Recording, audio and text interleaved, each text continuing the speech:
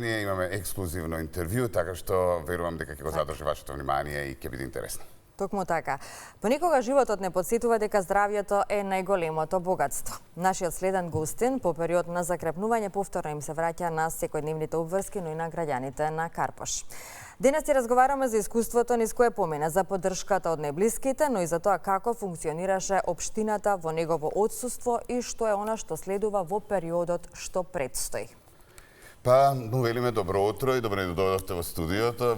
Благодариме за одвоеното време и за оваа ексклузивна можност. Одамна не сме ве виделе во јавност, ќе зборуваме и за сето тоа на градоначалникот на општина Карпош, господинот Сотир Лукровски. Добро утро и вам, добро утро на вашите гледачи и ви благодарам на можноста да последен подолг период повторно бидам на малите екрани. Благодариме. Сега, градоначалниче, да ви посакаме и добре дојде назад, нели? Изминатиот период бевте отсутни, многу шпекулации во јавноста, се работи за здравјето. Како сте со здравјето во моментов, прво да прашам? Сега се можам да кажам одлично. Знам да се нашалам деновија, велам јас сум сега во вториот мандат.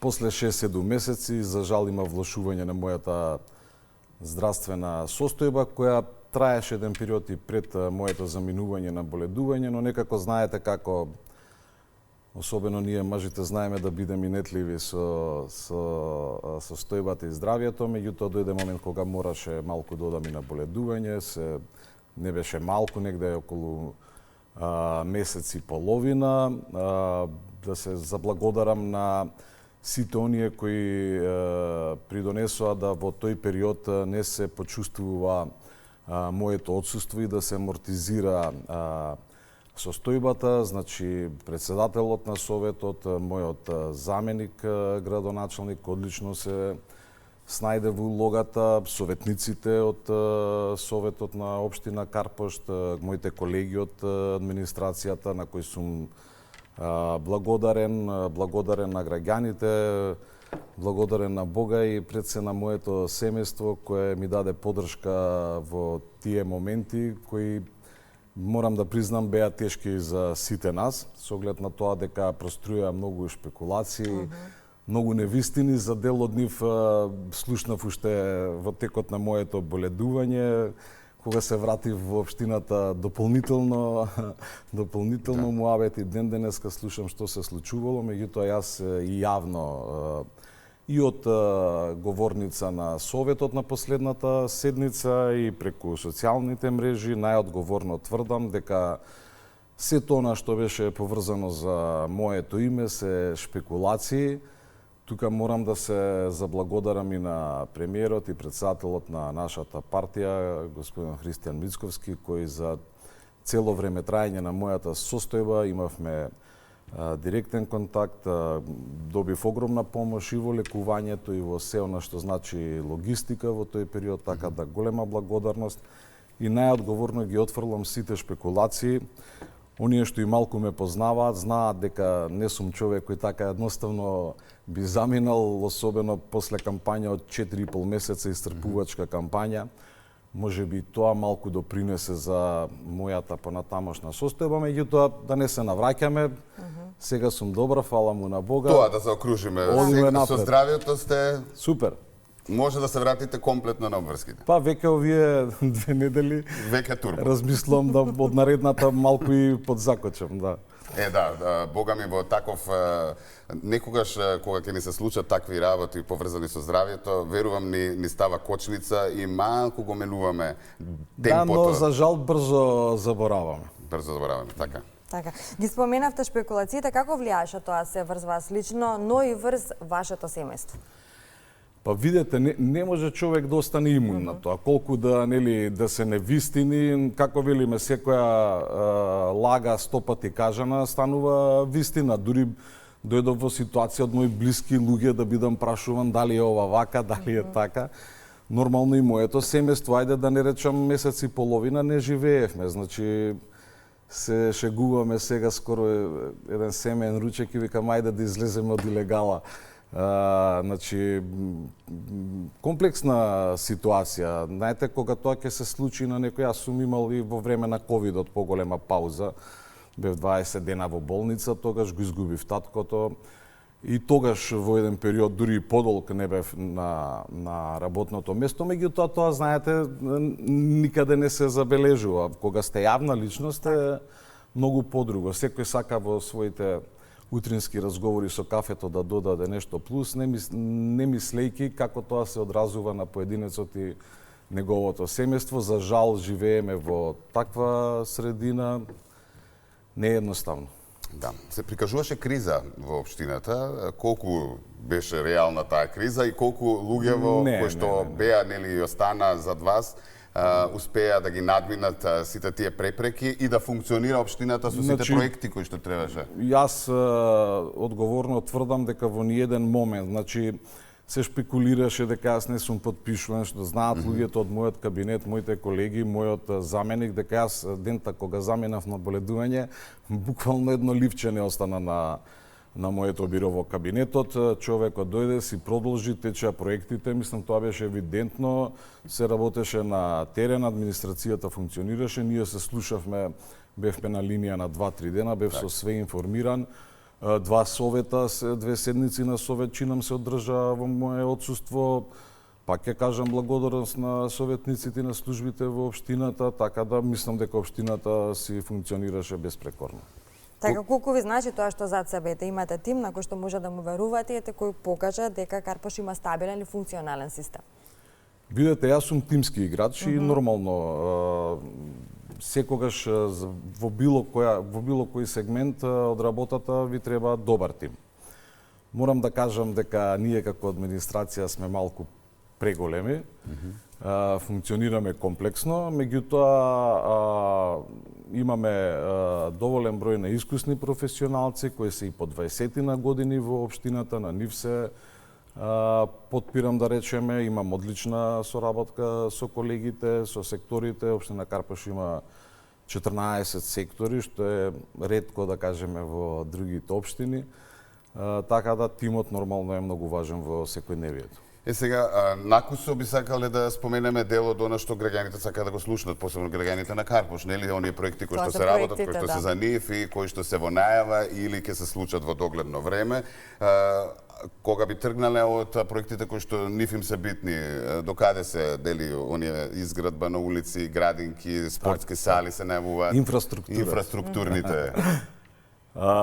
Имаме голем број на проекти, дел кои се завршени, дел кои се во тек и еден помал дел кој треба да ги отпочнеме. Во главном се од проектите од помошта од владата, значи Карпош доби негде околу чинам 11,5 милиони евра од владата, за што сме посебно благодарни и ние како и сите други општини добивме шанса да малку да вложиме во подобра инфраструктура.